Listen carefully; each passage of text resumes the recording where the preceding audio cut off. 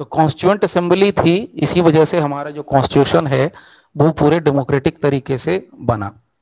अब देखिए interesting fact क्या है कि जो संविधान सभा की बात हुई, कॉन्स्टिट्यूएंट असेंबली की जो बात हुई है, ये गवर्नमेंट ऑफ इंडिया एक्ट 1935 के आने के पहले इन द ईयर ऑफ 1934 में इंडियन थे जिनका नाम था M.N. रॉय, उन्होंने सबसे पहले ये आइडिया रखा था इंडियंस के मामले में। इंडियन की तरफ से ये मामला सबसे पहले M.N. रॉय ने ये आइडिया रखा था। अब ये इतिहास के पन्नों में भाई दर्ज हो गया, अब इनका नाम आगे कोई चीज में दिखता नहीं है नॉर्मली, बट यहां पर उनका दिख रहा है। ठीक है, तो अब आप यहां से देखिए, समझते चलेंगे हम लोग पॉइंट वाइज। कॉन्स्टिट्यूएंट असेंबली, तो कॉन्स्टिट्यूएंट असेंबली का आइडिया ऑफ कॉन्स्टिट्यूएंट असेंबली, इसको हम लोग शॉर्ट में CA लिख देते हैं फिलहाल, ये ज्यादा टाइम ना लगे इसलिए इसको CA लिख दे रहा हूं। ठीक है, अब CA का मतलब चार्टर अकाउंटेंट नहीं समझ लेना। Okay, so idea of constituent assembly सबसे पहले आया M.N. रॉय के तरफ से। कब आया था? ईयर था 1934। इस तरीके से शॉर्टकट है, आप इससे भी शॉर्टकट बना सकते हैं, बहुत अच्छी बात है, बनाइए। नाउ जब 1934 में M.N. रॉय साहब ने आइडिया दिया किस चीज का? कॉन्स्टिट्यूएंट असेंबली का। इस आइडिया को हाथों हाथ उस समय की जो सबसे बड़ी सिंगल लार्जेस्ट पार्टी हुआ करती थी, बड़ी सबसे पार्टी, सिंगल पार्टी, वो थी इंडियन नेशनल कांग्रेस, उसने इसको कैच कर लिया। और इंडियन नेशनल कांग्रेस ने, उस समय की INC पार्टी ने ऑफिशियली इस बात का डिमांड कर दिया, लीगली इस बात का डिमांड कर दिया कि भारत में संविधान होना चाहिए और संविधान फ्रेम करने के लिए कॉन्स्टिट्यूएंट असेंबली चाहिए। सो अब क्या हुआ? अब यहां पर क्या आया? फर्स्ट टाइम ऑफिशियली या लीगली, जो लिखना लिख सकते हैं, officially demand by Indian national Congress INC, किस बात के लिए? For CA। ईयर कौन सा था? 1935। So first time officially demand by Indian national Congress, तो पहली बार ऑफिशियल डिमांड किसका था? इंडियन नेशनल कांग्रेस का। किस बात के लिए? कॉन्स्टिट्यूएंट असेंबली के लिए। कब था? 1935 में। अब 1935 में जब कांग्रेस ने यह डिमांड कर दिया, याद कीजिए 1935 में ही हमारा गवर्नमेंट ऑफ इंडिया एक्ट आया था, जिसमें से बहुत सारी चीजें हमने कॉपी करी। पब्लिक सर्विस कमीशन कॉपी किया, फेडरल कोर्ट की जगह पर आज हम सुप्रीम कोर्ट घुमा रहे हैं, वो सारी चीजें हमने एक तरीके से कॉपी करी। अब उसके बाद याद रखिएगा, कॉन्स्टिट्यूएंट असेंबली की हम लोग बात कर रहे हैं, ठीक है, कॉन्स्टिट्यूएंट संविधान सभा। नाउ ये जो डिमांड किया गया, इसको फाइनली उस समय की देन जो ब्रिटिश सरकार थी, ब्रिटिश गवर्नमेंट थी, उस डिमांड को मान लिया कि ठीक है भैया, आप लोग कॉन्स्टिट्यूएंट असेंबली का डिमांड करते हो तो हम आपके लिए कॉन्स्टिट्यूएंट असेंबली बना के देंगे। सो इस डिमांड को, demand was accepted in principle, ये लिखना बहुत जरूरी है, याद रखिएगा ये बहुत जरूरी है। इन प्रिंसिपल, प्रिंसिपल मतलब सैद्धांतिक रूप से, रियल में नहीं बना के दिया। ये लॉलीपॉप पकड़ाना जानते थे। कैसे होता है, जब बच्चा रोता है तो कभी बलून दे दो, कभी चॉकलेट दे दो, कभी कुछ दिखा दो, कभी कुछ दिखा दो। तो बस बच्चा रो रहा था। बच्चा कौन था? इंडिया, ब्रिटेन के लिए इंडिया बच्चा था। जब भी कुछ हल्ला होता था, एक लॉलीपॉप ला के पकड़ा देते थे, बोले चुप हो जाओ, चुप हो जाओ, हो गया वही। सो डिमांड कहा कि यहां पर कांग्रेस ने डिमांड किया, बड़ी पार्टी थी, गांधी जी वगैरह थे, तो डिमांड को कहा कि ठीक है हम मान लेते हैं कि आपका होगा। So demand was accepted in principle by British government. तो ये जो सैद्धांतिक रूप से ये जो मान लिया, इसी को हम लोग, ये जो माना, ये है, ईयर था 1940, 1940 का। इसी को हम लोग अगस्त ऑफर के नाम से जानते हैं, अगस्त ऑफर के नाम से भी जानते हैं। नाउ अब ये डिमांड तो हो गया। अब इस डिमांड को पूरा करने के लिए सैद्धांतिक रूप से तैयार हो गई थी ब्रिटिश गवर्नमेंट। तो इस डिमांड को पूरा करने के लिए 2 साल के बाद 1942 के आसपास, 1942 के आसपास याद कीजिए, बताया था क्रिप्स मिशन। क्रिप्स मिशन यानी जो क्रिप्स था, वो क्रिप्स जो है ब्रिटिश कैबिनेट का एक मेंबर था। वो भारत आया और उसने एक अपना प्रपोजल दिया, ब्रिटेन की सरकार की तरफ से, ब्रिटिश गवर्नमेंट की तरफ से प्रपोजल दिया। किस बात के लिए? एकदम स्वतंत्र इंडिपेंडेंट कॉन्स्टिट्यूशन के लिए उसने एक प्रपोजल दिया। क्रिप्स क्रिप्स आया, क्रिप्स ने एक प्रपोजल दिया इन द ईयर ऑफ 1942। किस बात का प्रपोजल दिया? तो यहां पर मैं लिख देता हूं, in the year of 1942 Cripps Cripps shared a drafted proposal shared a drafted proposal of British government। किस बात के लिए? ऑन द फ्रेमिंग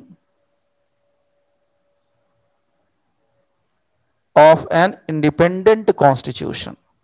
हम एक स्वतंत्र आजाद आपको संविधान देंगे। फिर से लॉलीपॉप, क्योंकि 1942 का दौर था, भारत छोड़ो, क्विट इंडिया मूवमेंट, ठीक है। लेकिन ये जो क्रिप्स का प्रपोजल था, उस समय की कुछ दूसरी पार्टियां थी। अब तो आपको पता ही है ना, बीच में हमारे फादर आ गए थे, communal father, father of communal electorate, Lord Minto. तो उन्होंने तो वहीं पर उंगली कर दिया था, बोले जाओ हिंदुओं के लिए अलग देंगे, मुसलमानों के लिए अलग देंगे, ठीक है। इंडियन काउंसिल एक्ट याद कीजिए 1909, भूलना नहीं है, ये सब बहुत इंपॉर्टेंट है। कभी भी जीके जीएस में पूछ दे, कॉन्स्टिट्यूशन में पूछ दे, लेकिन ये नंबर याद रखिए 1909। तो उंगली तो वहीं से कर दी थी इन्होंने। तो 1909 में जो ये इन्होंने जो रूट यानी कि बीज डाला था ना लॉर्ड मिंटो ने, वो फल यहां देने वाला था। फल ये दिया है यहां पर कि क्रिप्स के प्रपोजल के उस समय के दिन जो मुस्लिम लीग पार्टी थी, उसने इस प्रपोजल का विरोध कर दिया, क्योंकि ये सोच रहे थे कि हमारा कुछ उसमें प्रोपोर्शन नहीं होगा। इस वजह से इन्होंने क्या कर दिया? इसका विरोध कर दिया। विरोध का एक और कारण जो बताया जाता है, उनका यह कहना था कि भाई मुसलमानों के लिए अलग से संविधान हो, हिंदुओं के लिए अलग से संविधान हो। वो तो उस समय का था, लॉर्ड मिंटो वाला कहानी। यानी कि वो कह रहे थे कि 2 कॉन्स्टिट्यूएंट असेंबली होना चाहिए, एक अलग मुसलमानों के लिए और एक अलग हिंदुओं के लिए। खैर, उस विरोध का यहां पर कोई जिक्र करने की जरूरत नहीं है। नाउ किसी तरीके से समझिए कहानी मान ली गई और जैसे तैसे करके सब अग्री कर गए फर्दर एक बात पर। उसके बाद जो कॉन्स्टिट्यूएंट असेंबली बनी, जो कॉन्स्टिट्यूएंट असेंबली बनी, वो कॉन्स्टिट्यूएंट असेंबली का जो गठन हुआ वो हुआ नवंबर होगा ना, नवंबर 1946 में, नवंबर 1946 में कॉन्स्टिट्यूट किया गया, कॉन्स्टिट्यूटेड, नवंबर 1946 में कॉन्स्टिट्यूटेड कॉन्स्टिट्यूएंट असेंबली सीए।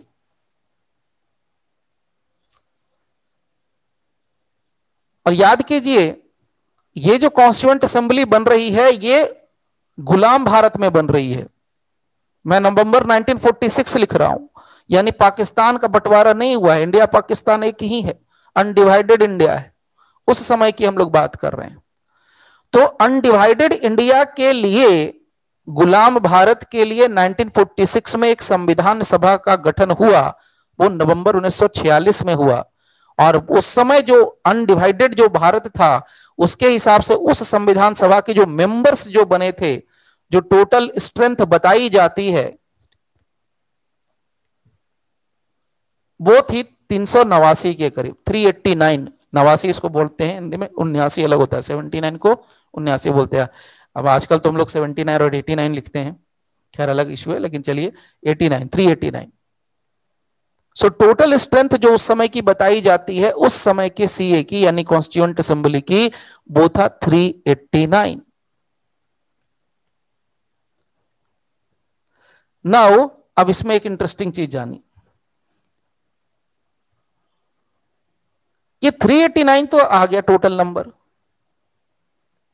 लेकिन ये 389 जो मेंबर्स थे, या जो स्ट्रेंथ जो बताई जा रही थी, उसमें से 296, 296, मैं क्या बोल रहा हूं, 296 सीट्स के लिए इलेक्शन हुआ। 296 सीट्स पर इलेक्शन हुआ। किसके लिए?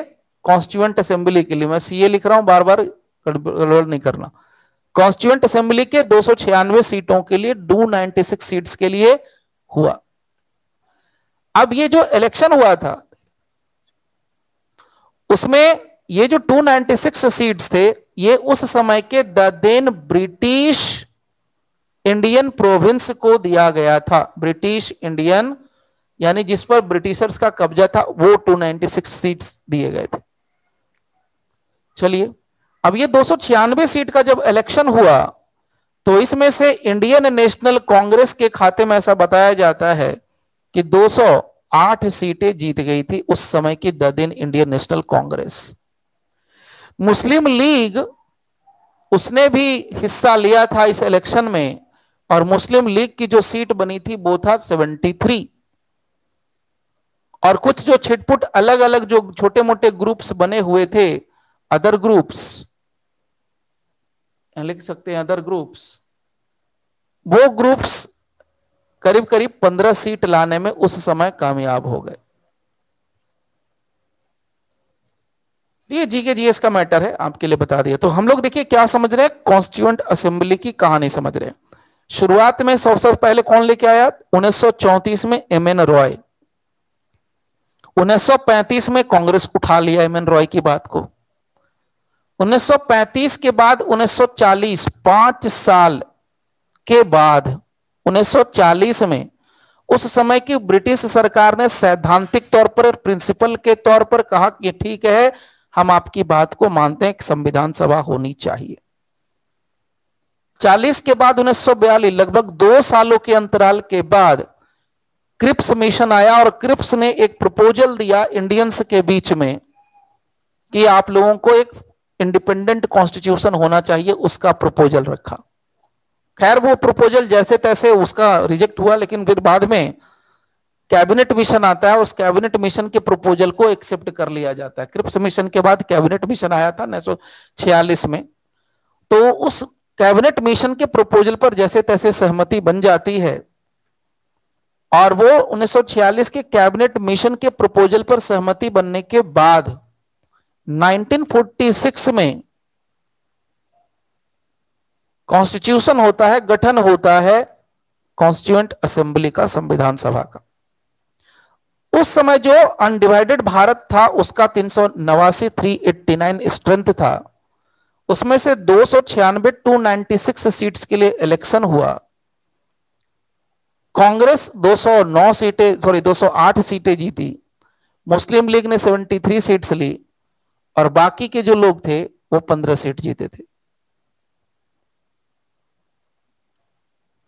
नाउ, अब इसमें से एक बड़ा इंटरेस्टिंग क्वेश्चन निकलता है